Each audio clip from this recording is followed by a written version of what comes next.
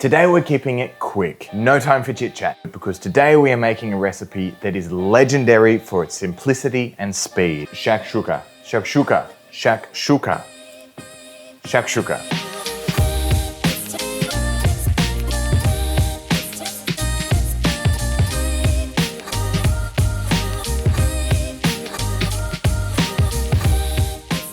However you pronounce it. There are as many variations of this as there are countries, but it's delicious however you have it. You only need a few ingredients, they're inexpensive and super easy to find. Honestly, it's ready in 30 minutes max. So I think this is the ultimate lazy day dish and I love that.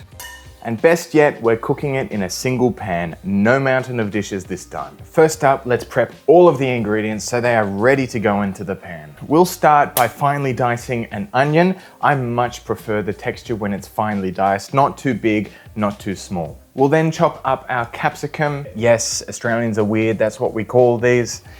Other parts of the world, a pepper. We'll remove the top, remove the bottom, get rid of the seeds, and medium dice for this one. We'll then set those aside. Now for the chili, totally optional as to how spicy you want this. I'm a white boy, so I'm only going to use one in this instance. I'm going to slice this down the middle, remove the white part, remove the seeds, and finely dice this. Now for the garlic, an absolutely essential ingredient this time around. You cannot skip the garlic. This brings all the flavor that we need.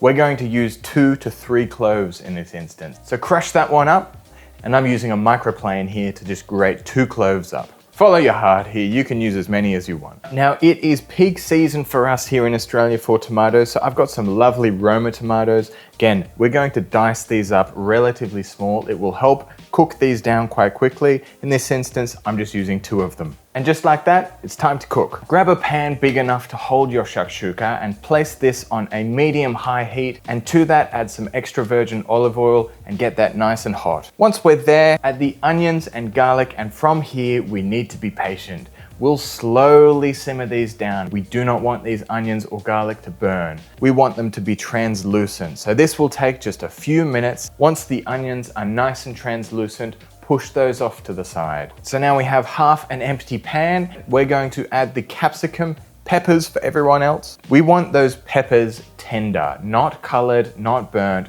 tender. Now this will take a few minutes stirring constantly for even cooking. Once the peppers are tender, I'm going to add a big spoon of tomato paste here. This is going to bring that bold tomato flavor through. I wouldn't skip this one. I think it's quite an important ingredient.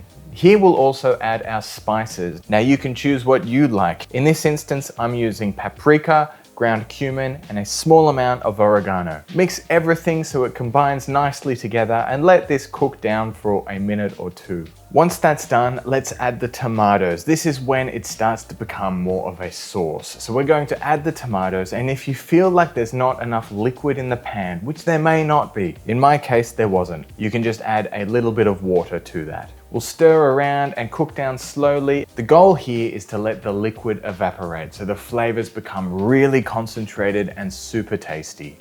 The texture thickens beautifully here, and this is when it really does become shakshuka. And once everything is really nicely cooked and it's starting to look more like a sauce than chopped vegetables, this is when we'll add the eggs. We're going to make a pocket for all of the eggs we're adding. I'm adding 3 in this instance. So we get our spatula, push the sauce aside, and we're going to crack the eggs directly in. We actually want these eggs to be buried pretty deep in this sauce, otherwise they'll take way too long to cook. The next step, totally optional here, is actually to add some cheese. A super great addition would be feta cheese.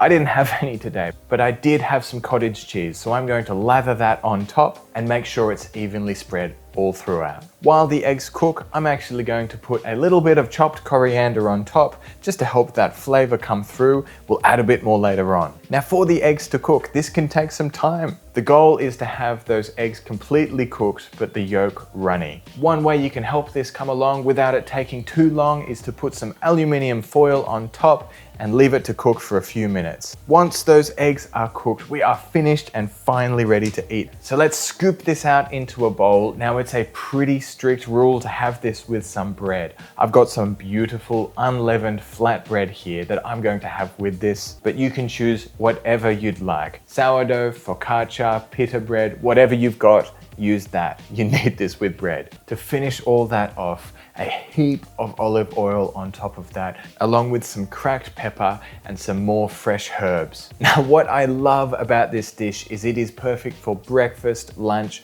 or dinner. It is so delicious and does not take much time at all. Honestly, I love that we can make something this fresh, tasty, and easy to make at home without spending much money at all. So I hope you enjoyed this recipe. If you like these lazy day meals, be sure to subscribe because we come up with videos like this every single week. So until then, happy cooking.